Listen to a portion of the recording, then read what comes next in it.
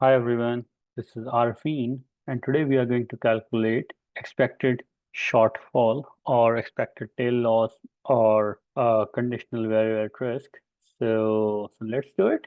So I'm going to import libraries, import pandas as PD, import numpy as np, and import yfinance as yf. Run this. All right. So I'm going to calculate Apple expected tail loss. So here I have just defined a stock Apple. Run this, and I'm going to say a confidence level or confidence interval is equal to 95%. Now let's download the data. So data is equal to yf dot download, name of the stock, comma, start date is equal to, let's say, 2023 first, end date is equal to 2023 December 31st. I don't want any progress, so it should be false, and we want to see the adjusted closing price. Let's run this, see how it looks like. All right, perfect. So we need to calculate return of Apple, which will be equal to, so here I'm going to calculate log return. So np dot log data divided by data dot shift 1. Run this, see how this look like. All right, and I'm going to drop any here. So should we drop any? All right, perfect. So we don't have any NA here in the final return calculation. So let's calculate VaR. So now value at risk, here I'm going to calculate value at risk through percentile method, but in the upcoming video I will definitely calculate expected shortfall by using variance covariance matrix as well. So here we have return Apple, comma, should be multiplied by 1 minus, we have already defined confidence level here. Check, yeah, confidence level. All right, perfect. So let's check how VaR look like. All right, so the value at risk is negative 1.7%. Let's filter those return which are below this value at risk figure. So the tail loss will be equal to return Apple. So in Python, you can filter return or filter values actually through this method. Run this, loss, run this.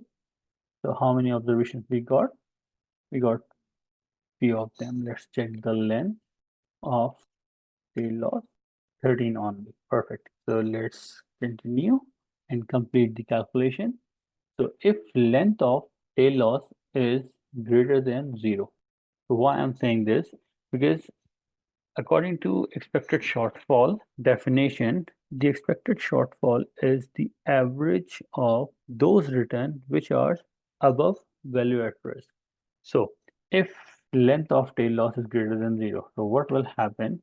We will calculate expected tail loss, which will be equal to np dot mean of tail loss.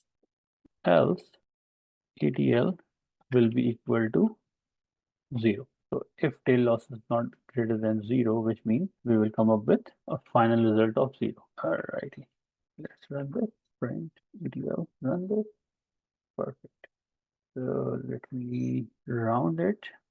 In fact, instead of rounding, let me put it in a proper way. So expected tail loss ETL at, I'm going to print confidence interval, confidence interval. I'm looking for 4 decimal point, which is 4 floating dot format. The first figure will be confidence level into 100, comma. Second figure will be our ETL, not shortfall. So into Great. Let's run this. Perfect. So let me bring all this code within one line.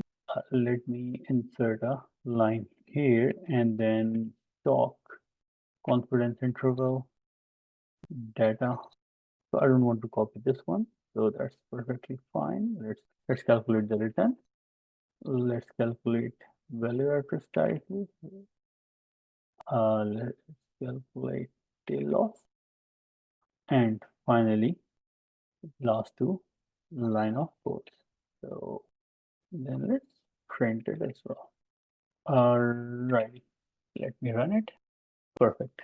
Let's add percentage here as well. On that way, it will also appear as a percentage. So yeah, 4 decimal is pretty much fine. That's not an issue. Now, in order to change the stock, we can say Ford. Run this. Perfect.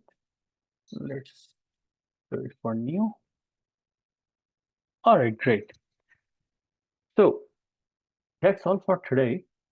But in the next video, what I'm planning to do is I'm planning to automate this calculation through Python function. And then on that way, we can have multiple stocks as well.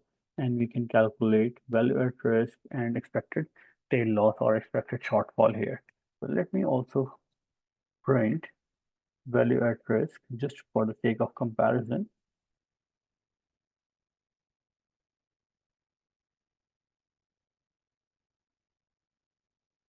So value at risk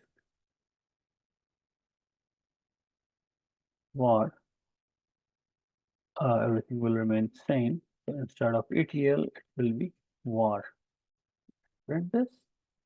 Cool. All right. So that's all for now. Hope you liked the video and please don't forget to hit the like button and subscribe my channel. Thanks. Bye.